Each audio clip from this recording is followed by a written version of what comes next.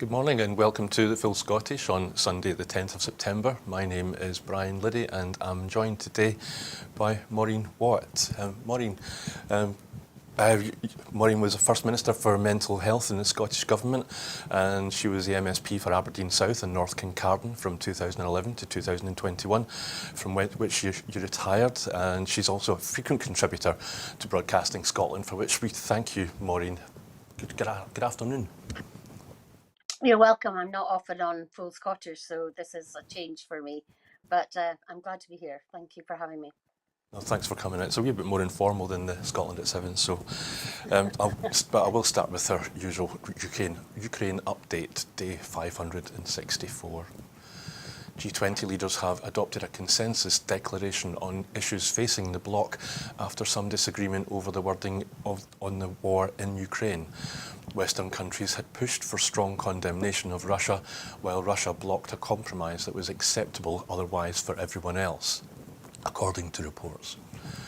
The Ukrainian Foreign Minister has responded to the joint declaration by G20 leaders, describing the sections relating to the Russian invasion of Ukraine as nothing to be proud of. Foreign Ministry spokesperson Oleg Nikolenko called out the declaration for not outright naming Russia.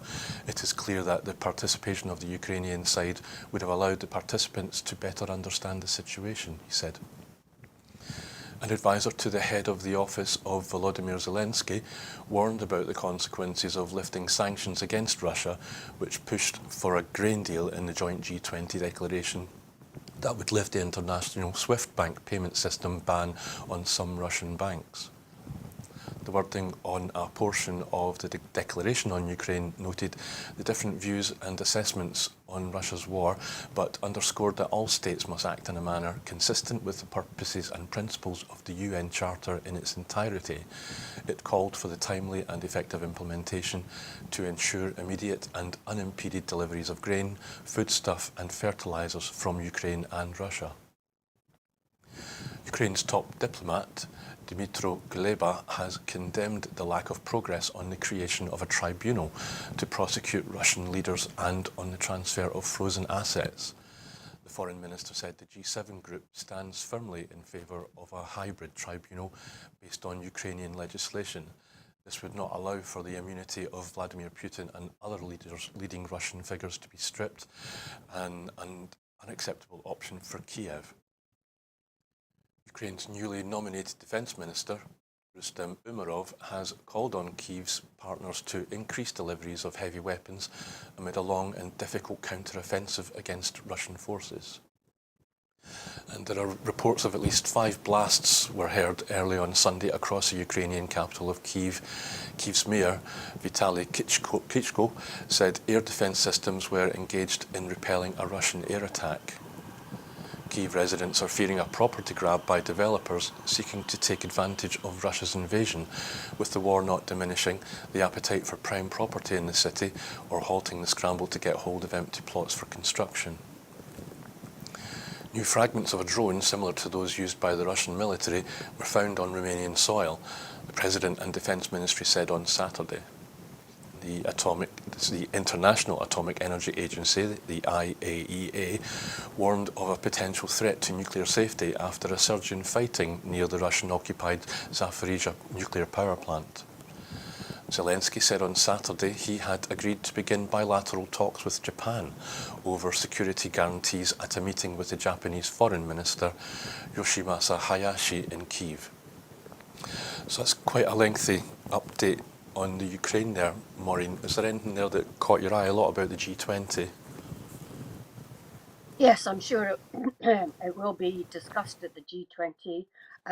It's good to see Ukraine making progress, but I think in everybody's minds it's very slow, and summer's nearly over, going into winter. We know winters can be so harsh in Ukraine. It's going to be difficult to make any progress then. So I think in the next few weeks, Ukraine really needs to be making a lot more progress. But I think this is turning into a long, drawn-out war, unfortunately, which is costing everybody globally.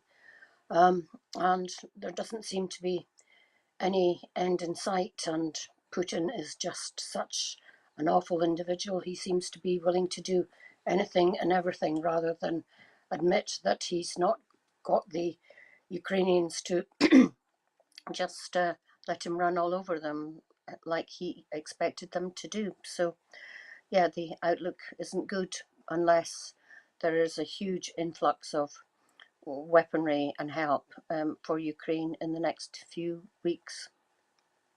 Thank you, Maureen. Yeah, I'm sure that we're not going to be stopping our daily updates for some time to come.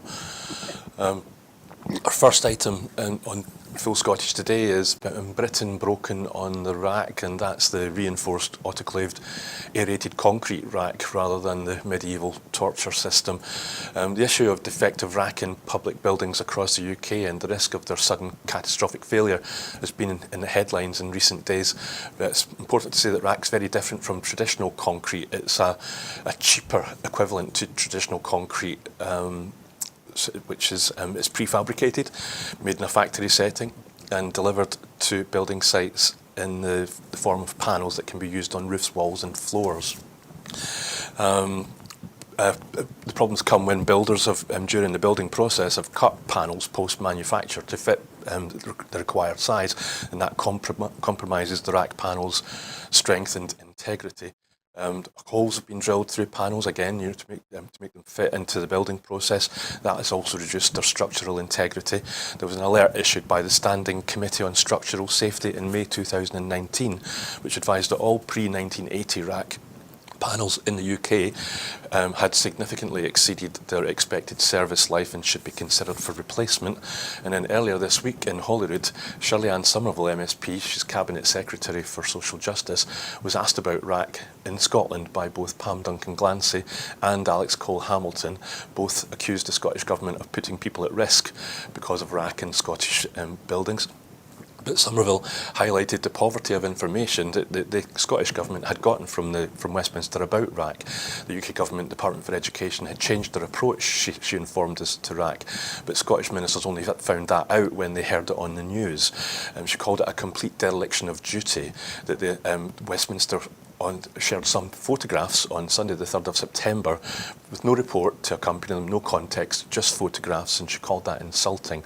The Welsh Government have confirmed that that is actually what's happened to them too. Maureen, there's a total of 35 council-run schools have been found to contain rack in Scotland, but what do you know anything about rack from when you were a minister in Holyrood? Was that an issue? So I was Minister for Schools and Skills between 2007 and 2009, and then in health subsequently. I cannot recall anything coming across my desk about rack buildings, either in education or in health. But you know, this is just a symptom to me of, as you said, Brian, broken Britain. Everything seems to be wanted to be done on the cheap rather than thinking about things for the long term. I mean, it does worry me that we think that buildings are being built now with only a 30-year lifespan. I mean, if we take education, for example, the SNP Scottish Government has already replaced about a third, at least a third, of school buildings, which, you know, if you think about it, is probably what should be done if buildings have only a 30-year lifespan. But what bothers me more, and always has done, is that maintenance programs are just considered without any real importance. There's a lackadaisical attitude towards maintenance, and we can all see it, can't we?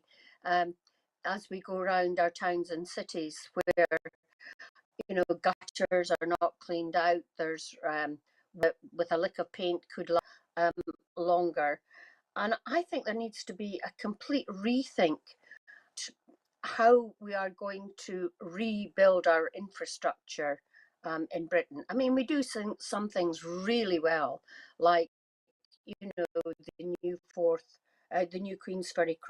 But I do worry about, you know, cowboy builders, and I don't mean that, just talking about the people that come and knock on your door.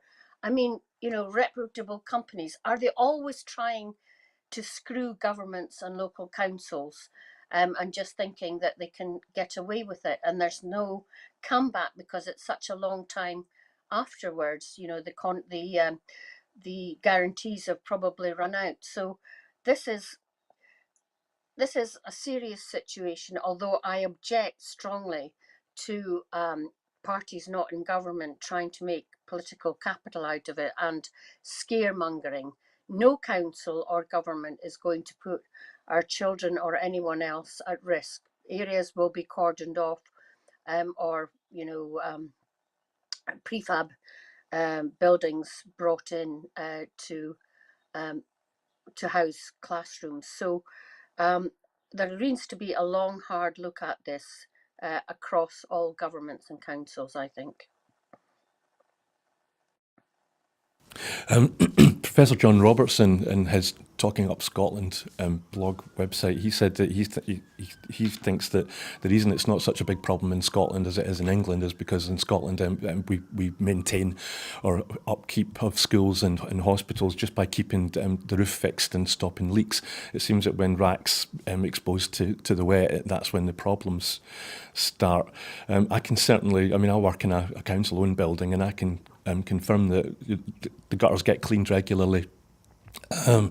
And indeed, the entire the entire roof of the building where I work is going to be getting surveyed soon. Forgive me. Do you think this is the way you were describing it? It reminds me that it's almost like a form of this affects productivity. We're told that Britain needs to become more productive, and of course, Scotland gets lumped in with Britain when in stories like this. And this is the kind of issue that affects productivity. It's not just how many hours people put in at work. It's things like investment in infrastructure and the like. Is that right? Absolutely. An example that I can think of that is that when children are taught in new schools, their learning improves, and the teaching improves because everybody feels much lighter and in much better mood in a light, airy building compared to old dingy ones. So I'm sure that is the case. And we know that if people move into new offices, they intend to work better. So yeah, I think there is something about that, and it's all about the well-being economy that we're talking about more these days. That workers need to be respected and looked after and treated well, and not just thought of as fodder for making profit. And I think sometimes that is lost under this Tory government, where their own pals are the most important people and they're listened to, and they don't care a damn about workers and workers' rights. Going off track a bit, that's why we want employment law devolved to Scotland. But it is so important that workers are in a clean, healthy environment, and they will work better if that is the case. Thank you, Maureen. I'm going to move on to the next item, which is again Brexit, broken Brexit, Britain. The Port of Dover is to reclaim land from the sea to help avoid long queues this year when the EU introduces its biometric border controls system next year. The biometric controls, known as entry-exit system, were due to be introduced in 2022 but have been delayed 5 times now by the British government until 2024. The automated IT system is to replace manual stamping of passports, which the EU says is time-consuming and is designed to register travellers from third countries, that's the UK is now, each time they cross an EU external border. Maureen, who would have guessed that leaving the EU single market and ending free movement would have created these problems, and now we've got to actually reclaim land from the sea?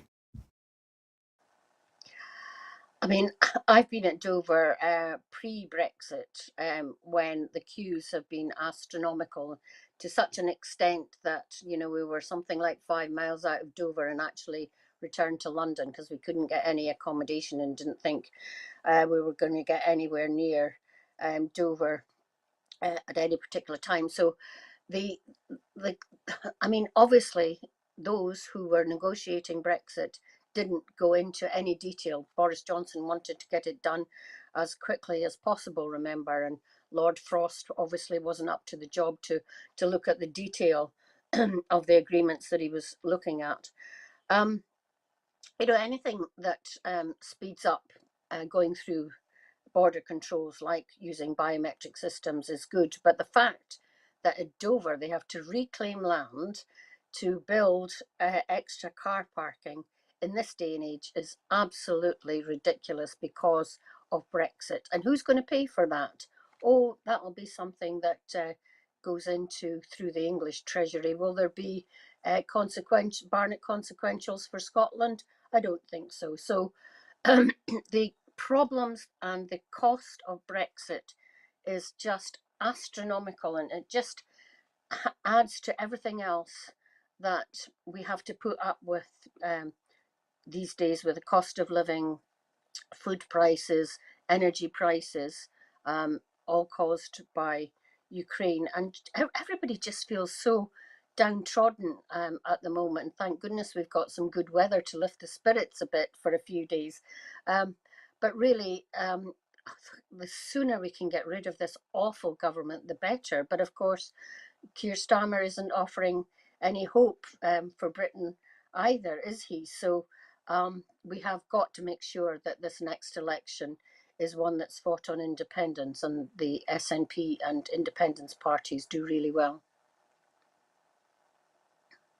Thank you, Maureen. I mean, I think we all remember the long queues on the motorways in the past few years, stretching for miles and miles and miles. I think that somebody said they were actually visible from space, if I remember rightly. And this year, summer passenger numbers recovered and are nearly back to pre-pandemic levels at Dover. Saturday, it had its busiest day since before COVID, just there on Saturday the 29th of July, when 800 cars arrived every hour at peak times. And apparently the average waiting time was 41 minutes, which during busy periods, which I suppose isn't too bad. But again, it just seems incredible to me that, as you said, Boris Johnson said that he was going to get Brexit done, and that he claims that he did get Brexit done, and yet we're having to. The EU has put in its border controls for goods coming from the UK and Scotland into the EU, but we've got no border patrols at all. They're just like letting everything through. It's been like that for years now. It's incredible. We're not protecting our Yeah, borders, I suppose. and one of the things that worries me about the delays at borders is, you know, from here in the northeast, so much of the produce from the sea, the fish, and from the west coast, the prawns and lobsters and so forth, all go through Dover. And any delay there means that they miss the fish market at Boulogne-sur-Mer. And there doesn't seem to be any lanes where um, lorries like that can get any preferential treatment. So the cost to the fishermen and the fish merchants is huge because of the delays. And this doesn't seem to worry the UK government at all. You know, they don't seem to care if people are delayed and, you know, are put it, you know, in a bad mood in a car full of children um, before their holidays. It just doesn't seem to concern them at all. And I, I just despair at what is happening. And, you know, the poor people in Dover who have got to put up with such a lot of disruption in the best of times are going to be put up with more disruption and building and piling and things if they're going to um, build more car parking space and reclaimed land from the sea. Imagine what that is going to sound like.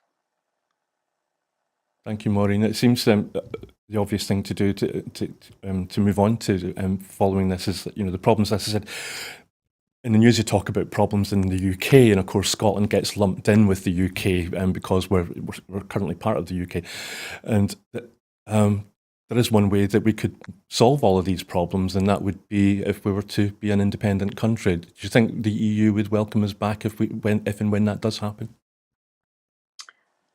Yes, absolutely. I don't know if you were at the march a week past Saturday, Brian, but there was a representative on the stage from the EU saying that Scotland would be welcomed back with open arms. And those people who say that that is not the case are not telling the truth, because we have been in the EU, albeit as part of another country previously. So we know how it works, we know the criteria. Um, and, the EU is an expansionist organisation. Of course, we will be welcome back. And the sooner that happens, the better that we can again have a market nearer our shores for our produce and get things moving. But absolutely, an independent Scotland within the EU is what the majority of folk in Scotland, of course, voted for in terms of the Brexit referendum. The number supporting Scotland in the EU now is higher than it was even then. And so the more people that can realise, of course, that the only way back into the EU is through an independent Scotland, the better. When I'm out canvassing, for example, we ask the question if Scotland should be in the EU, and overwhelmingly the answer is yes, but people haven't made the connection that the only way for that to happen anytime soon is through independence. Thank you, Maureen. And another issue that was in the news this week was the UK rejoining the Horizon Research Programme. Again, who would have guessed that leaving Horizon would have been so damaging to the UK's top universities, 20% of which are in Scotland, including St Andrews, which is number one in the UK. When you were a minister, was Horizon something that you had anything to deal with? Yes, but even more so as a constituency MSP, because as well as having Aberdeen University and Robert Gordon University, Robert Gordon University is totally in Aberdeen South in North Kincardine.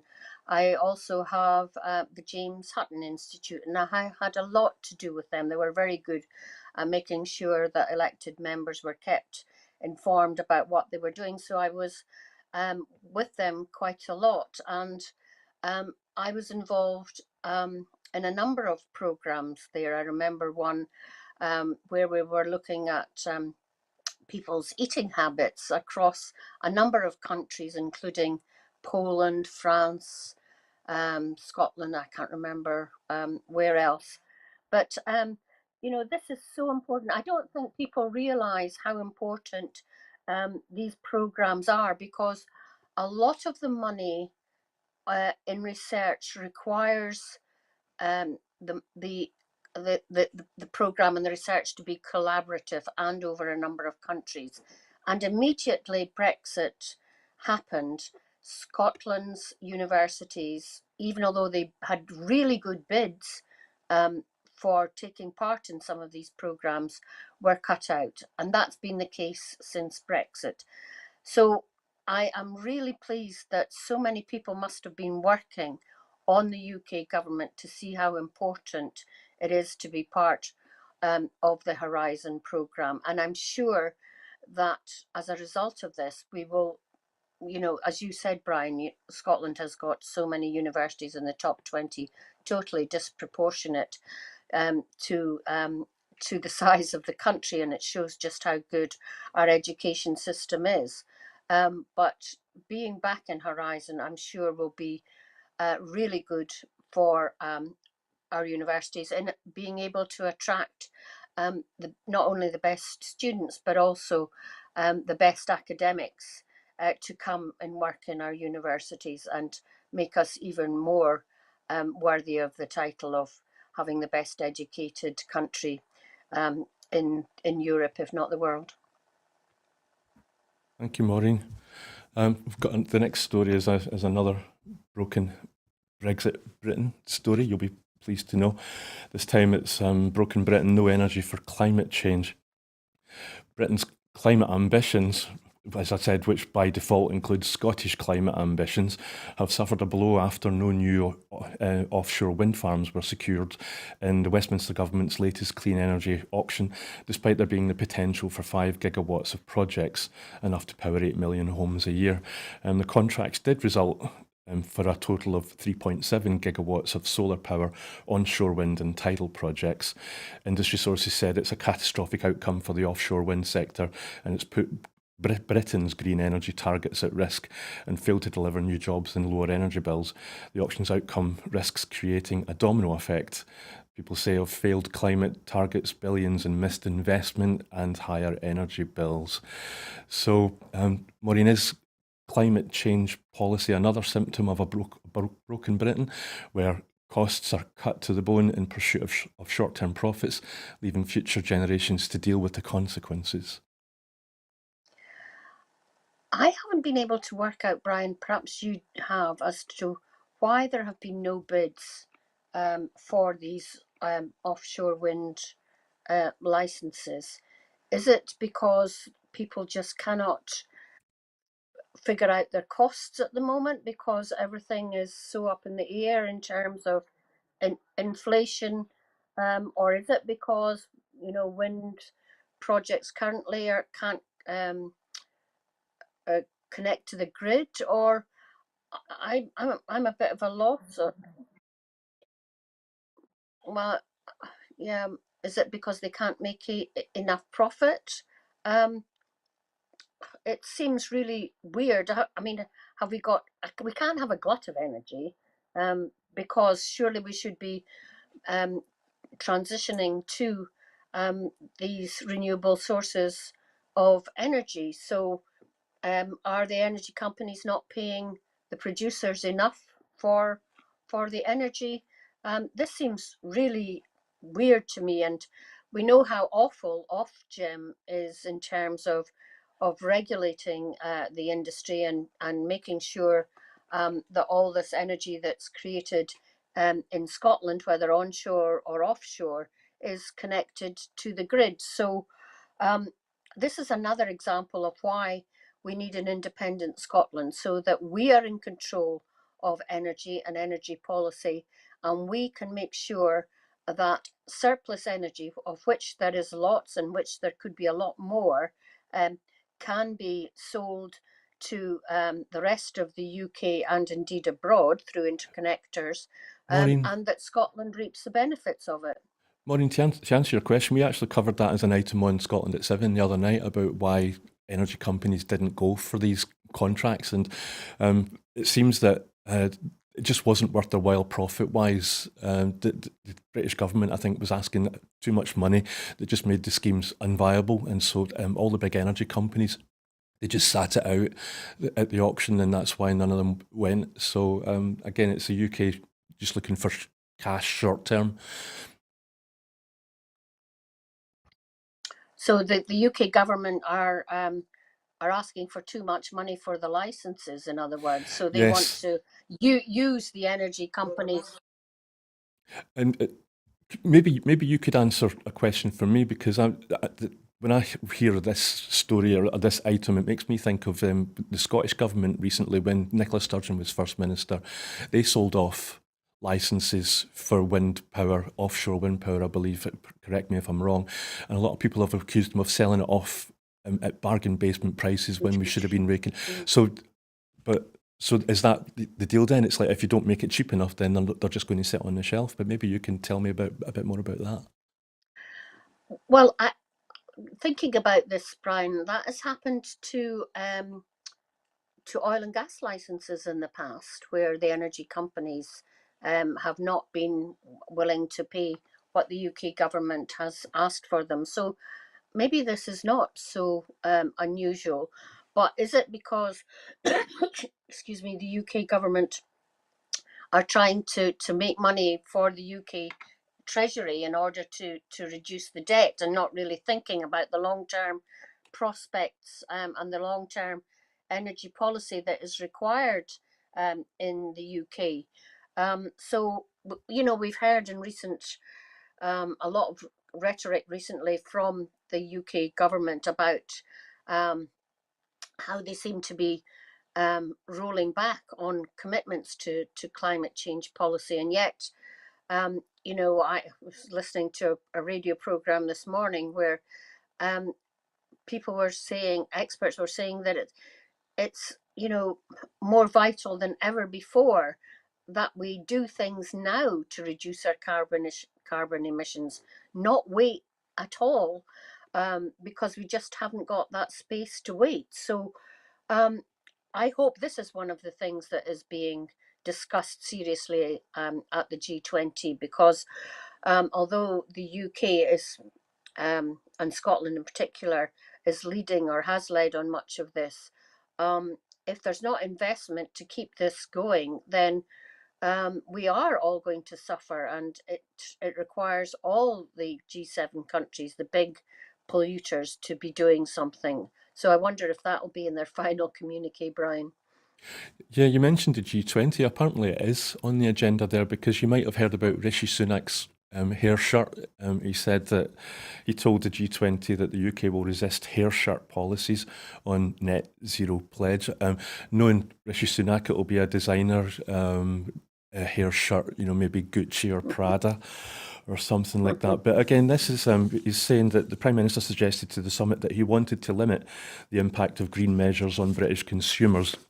This amid an intensifying Tory row over the party's commitment to tackle climate crisis, as you were saying.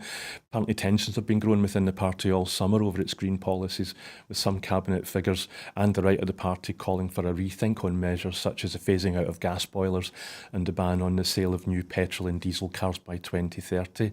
And of course, as you mentioned there, the Prime Minister recently backed maxing out on the oil and gas reserves held here in Scotland. It just seems, I don't know, is it fair to say it just seems a mess? Well, I was going to say, it just seems like they just, Rishi Sunak seems to just blow with the wind in terms of who he's spoken to last in his party to make sure that he survives in post, and they don't seem to have any long-term strategy. I mean, to say that you're going to slow down the use of petrol and diesel cars when the manufacturers are committed to moving wholly to electric and hybrid cars is just a ridiculous statement. And while we are going to need oil and gas for quite a while in the future, even if we try and phase out gas boilers, we should not be burning this stuff, because that is creating the emissions which are leading to this global warming. So yes, we're going to need oil and gas for things other than burning for a long time, but surely we should be moving towards not burning oil and gas as much as we can. And that does mean having huge programs of changing our gas grid systems to hydrogen, for example. And none of the commitments in terms of investment in renewable energy and changing our the way we heat our homes is enough in the current climate, and we have to be moving faster on this with a government commitment of a lot more finance to make this happen. Thanks, Maureen. So, from what you're saying, there are two things. One is that we householders are paying for this, for Westminster's policies, because of high energy bills and the cost of living crisis, and as you say, we should be taking out things like gas boilers. Again, we covered in the news here at Broadcasting Scotland the other night in Germany, if I remember correctly, the German government have just passed a bill that all new houses, there's not going to be any gas central heating or gas boilers. It's all going to be electric, and I think there's solar panels involved in that measure as well. And they're going to be tackling it with old housing stock as well, removing all gas boilers, which seems to be what we should be doing, or what Westminster should be doing, rather than we should be wearing those hair shirts, perhaps. Yeah, and I remember in a previous program too, I heard that Germany had cut its consumption of oil and gas energy considerably since Ukraine crisis, and I still haven't noticed figures on that from Scotland or the UK. So there are lots of measures that can be taken, and it seems what you said about Germany. Yes, I mean, why isn't every country doing that? Why isn't every country saying, no, you cannot connect to the gas grid if you're building new houses? It's very difficult to get building companies to build houses to a more higher insulation standard. I remember having a conversation with the building industry and said to them, you would build tarted up matchboxes if you got away with it, and they admitted that they would. So it's all right with building companies to get them to construct to the highest standards possible, but it also, as you say, Brian, requires them to think about the energy that will be used in the house. Even although it's less because of better insulation, it's important that the energy source is from renewable energy. And you do see here in Aberdeenshire, for example, the council have been very good at putting solar panels on council housing and council buildings. But is that happening to a great extent throughout the whole of Scotland and indeed the whole of the UK? And I somehow doubt it. Thank you, Maureen. And of course, we have been hearing SNP MPs and MSPs using that phrase that Scotland has the energy, but it doesn't have the power. But I suppose I'd better move on to the next item, which is the First Minister Humza Yousaf's revealed his programme for government. He launched it on the Programme for Government 2023-24. It was launched on Tuesday. The document lays out the Scottish Government's priorities for the year ahead, with plans focused around three themes of equality, community and opportunity. The document says it covers expanding access to funded childcare. It's providing free school meals for children in primaries 1 to 5. It's increasing pay for social care staff. There's a plan for a pilot for the abolition of peak time rail fares, a new deal for housing tenants, and £15 million to unleash entrepreneurial talent from all parts of Scotland, and including improving miscarriage care. So, Maureen, Mr. Yousaf said that the SNP is at its best when it's bold, but is it being bold enough, do you think? Well, I think it's difficult to be very bold when you've still got one hand tied behind your back and you haven't got all the levers of power to do what you would want to do in an independent Scotland. Um, we talk about a lot about the social measures, but the social measures also lead to um, in, increasing the output of the economy. So if we talk about funded childcare, it means that women, normally women, can go back to work and make it worthwhile going back to work, because childcare costs are astronomical. And so many families realise that it's really not worth it. And one family member or one earner stays at home. Humza has made it very clear that reducing poverty is his number one goal, and increasing those who work in the the income of those who work in the care sector also helps the economy, because people have more disposable income at their fingertips. Um, uh, the previous government under Nicola Sturgeon was often accused of not being pro-business. I think certainly Hamza and Neil Gray are making huge strides to correct that, if that was indeed the case. But um, I sometimes think this is part of a concerted and planned onslaught on the Scottish government by business and the right wing and the Tories. Because to me, you know, the government creates the climate for business to thrive. And we have this thing where business says there shouldn't be regulation, but then calls on the government to do this, that, and the next thing to help them.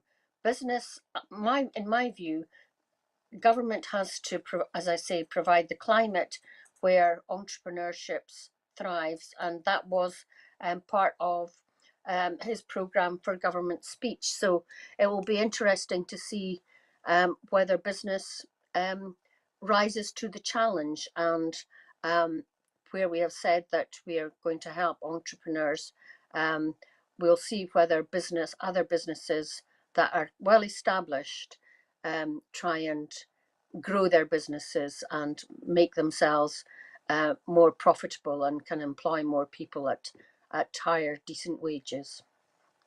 And there seems to have been a bit of a hoo-ha about the use of the word independence in the programme for government. Alba accused the SNP of being too scared to use the I word, independence. And yet in Holyrood, during the debate, Douglas Ross, leader of the Scottish Tory party, criticised the very same programme for government, saying that it was riddled with the I word, and said that the programme for government used the word independence before it mentioned education, the NHS or the economy, line 1, page 1. So, which makes me wonder which one's right. Is it Alba or is it, I hate to say, Douglas Ross? But the other thing is that maybe you can clarify. My understanding is that a programme for government should be full of things that your government can achieve and wants to do, whereas the Scottish government at the moment, it can't deliver, and it can't just make independence happen. So would it be the wrong place to discuss independence? Well, yes, I agree with you, Brian, that a programme for government is there to set out what you can actually do over the next year and years. Um, So, well, Hamza is going to get attacked from the right and the centre.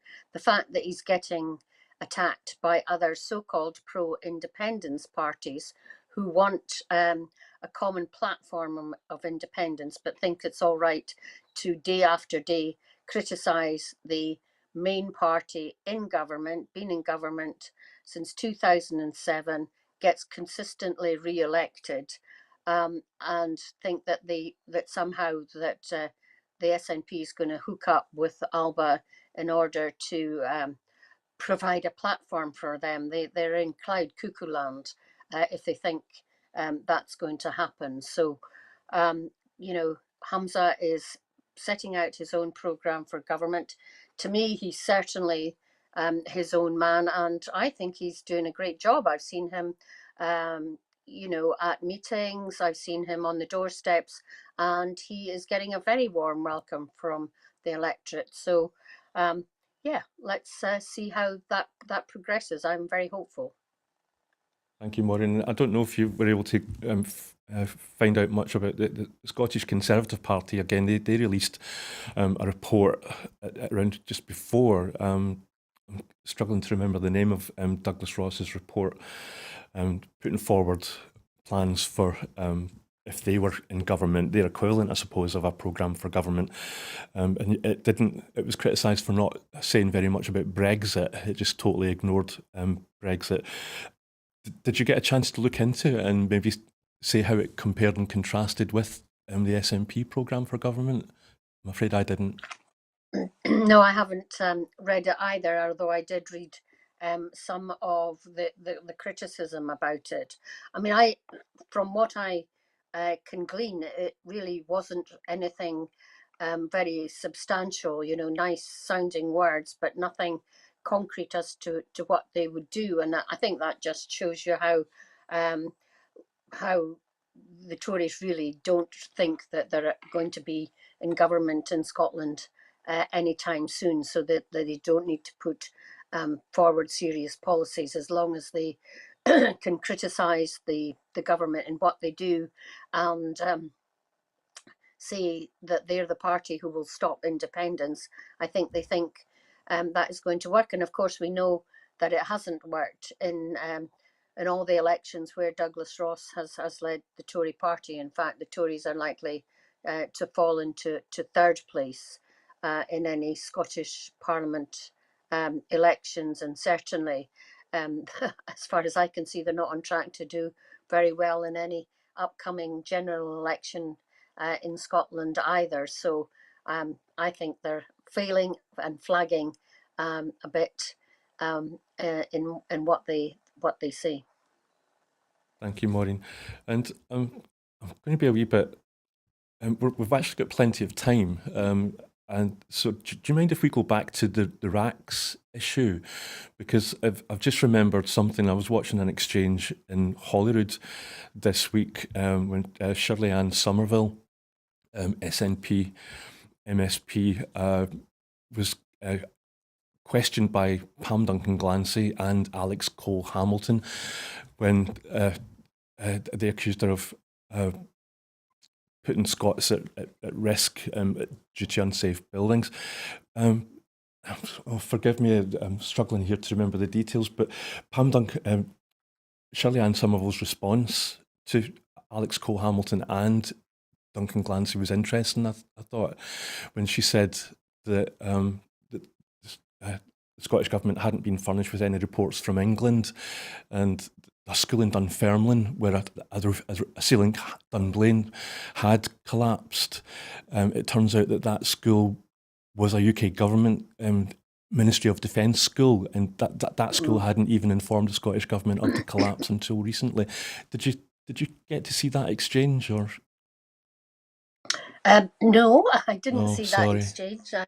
I was in London this week seeing my first grandchild, my granddaughter, so I was not concentrating on Scottish politics or any politics last week at all. Although I didn't see that exchange, but I've heard about it.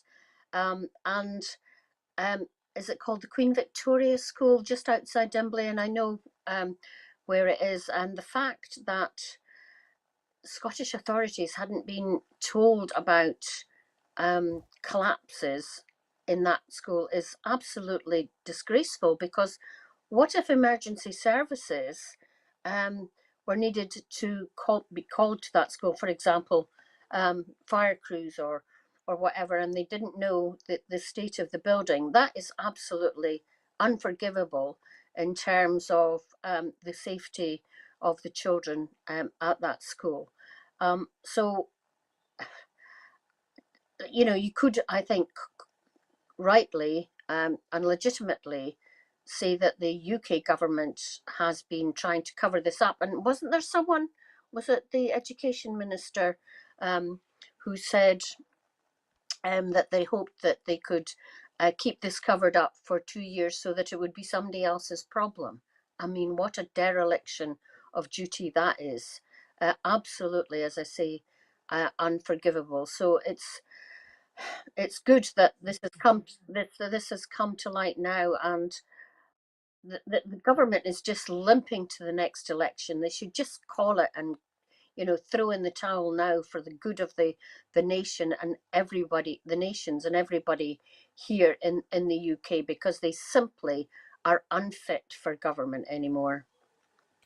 Yeah, I can see a trend developing. So there were 35 schools identified with RAC in Scotland, and none of them have closed because it seems to be well maintained and in decent order, whereas the opposite is true in England. There are schools closing, and then there haven't been any strikes by medical staff or rail staff recently in Scotland, whereas there have been strikes in England. And so again, it just seems a trend developing. But I'll move on to our last item, which is the football, which I know absolutely nothing about, I will admit. To that straight away, but the UK government has ruled out free-to-air football for Scottish fans. The SNP say the UK government holds Scottish football fans in contempt. Gavin Newlands MP, SNP MP, met with UK government ministers of state for media and data John Whittingdale MP earlier this week to explore the possibility of placing Scotland's national team games under listed events legislation, meaning the broadcast rights to these events would be offered to the main free-to-air terrestrial broadcasters. Mr. Newland says he left the meeting disappointed. He went on to say, in what is an incredibly important week for Scottish football and the UK government has shown they couldn't care less about our game and they hold Scottish fans in contempt. Scotland supporters are being priced out watching their national team, whilst English and Welsh fans can watch their sides for free this weekend. We are seeing one of the best Scotland's sides in decades with a game on Friday that could be the most important of Scotland's qualifying campaign, and to inspire the next generation of talent we should not have to get past a paywall to see it. This is something that, even though I'm not a football fan, I couldn't tell you anything about the game at all, but when I do hear that football fans in England and Wales can watch their teams on BBC or ITV, but Scottish fans can't. I can understand why people get so angry. I just don't really understand it. Of course, the big match that was on Friday night, I believe, was Scotland versus Cyprus, which Scotland won. So football fans in England could watch that match free on their television, but not up here in Scotland. But of course, there will be a football match on Tuesday, I believe, which is Scotland versus England up here in Hampden. And because it's the English team that are playing, it will be on terrestrial television, so Scottish fans will be able to watch that, but really just by default.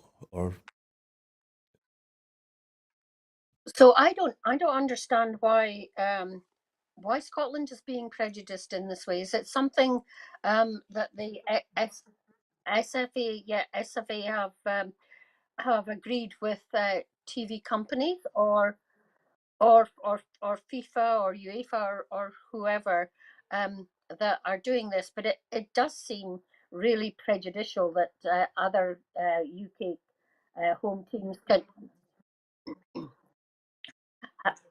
can do it and Scotland hasn't. I think Gavin Newlands is right to highlight this, and he's put his money where his mouth is. I'm sure I saw a picture of him out in Cyprus supporting the team. I mean, Scotland is doing better, I think, than the other home nations. And this, if the UK government had any interest in Scotland whatsoever, they would be stepping in and changing this right now. Scotland is at the top of their group. I can't remember the last time that happened, going into an international competition. It would just put icing in the cake if Scotland beat England at the friendly in Hampden on Tuesday. But there's nothing that irritates the Tartan Army more than something like this, and I hope that it translates into more votes for the SNP in upcoming elections. I might have something that might help answer that question, Maureen, that you have, because I have the same problem with it as you. I've got a note here that says every time the Scottish national teams play in major games, there are calls for them to be available free to air, but the UK government continues to refuse to add these games to the Ofcom list of FTA sporting events. So apparently it's, but I've also seen comments online, which again just confuses me even more, where people have said that this isn't an anti-Scottish issue. It's simply that Scottish TV just didn't want to buy the rights, but the voice in my ear now is saying that the reason that the Scottish STV haven't bought it is because they can't afford it, because it's extortionate. So it does seem maybe it's similar to what's happening with the auction for wind farms in England. It's just too prohibitive. And then, of course, recently, wasn't there something this week about they were going to stop Scottish fans travelling on public transport to matches? Did you? What was that Yeah, about? yeah, and buses, and say that they couldn't stop for a pub unless they were going to be served a meal as well. I think that's been very quickly ditched as far as I can see. But anybody who thought that was a good idea bringing it up in the first place needs their head examined, in my view. Scotland likes its sport. I hope I can see the rugby in a few hours. Um, as Scotland take on the current holders of the Rugby World Cup, South Africa in Marseille, shortly.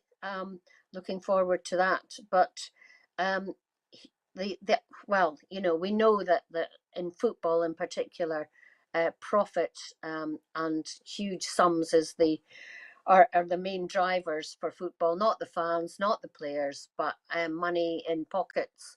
And whether as an independent Scotland with our own national teams, we would have um, a better prospect of having free to air, free to view football, then we can see. But clearly, in the international stage, it's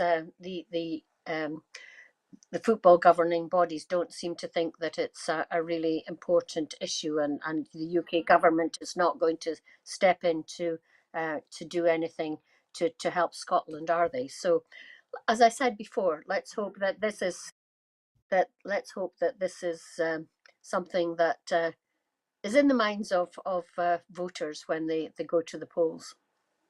Yes, thanks, Maureen. I think with me not being a football fan, I probably haven't done this item very much justice. But just my colleagues are telling me that the reason it isn't that Scottish football matches aren't played or watched, able to watch free to view, is because there is a list, an Ofcom list, which Westminster could add the Scottish teams to that list for the free to air to insist that it should happen, but they won't do that, and so that's why you have to then buy it, and that's where it's, instead of just being governments making it happen through legislation. So again, I'm not sure that I've done the topic justice there, but we certainly wish we certainly wish Scotland all the best in their game on Tuesday against England at Hampden. So thank you, Maureen, for your time and your patience with me again. But that's it for this afternoon here at the Full Scottish. But before we go, I just want to remind you once again, here at Broadcasting Scotland, we depend on the generosity of our supporters. So to everyone who has donated and to everyone who has signed up to make a regular monthly payment, we thank you very much. You know that our programmes will always be free to view. However, if you can afford £5 a month, please do consider becoming a Broadcasting Scotland supporter. Our need to reach our 30,000 target to pay our bills is still incredibly pressing. However, the generosity of you, our supporters, has given us a little more.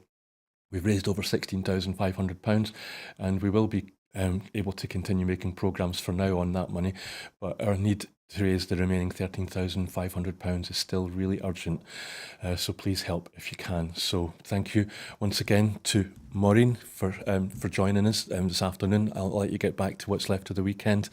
So goodbye and thank you for watching.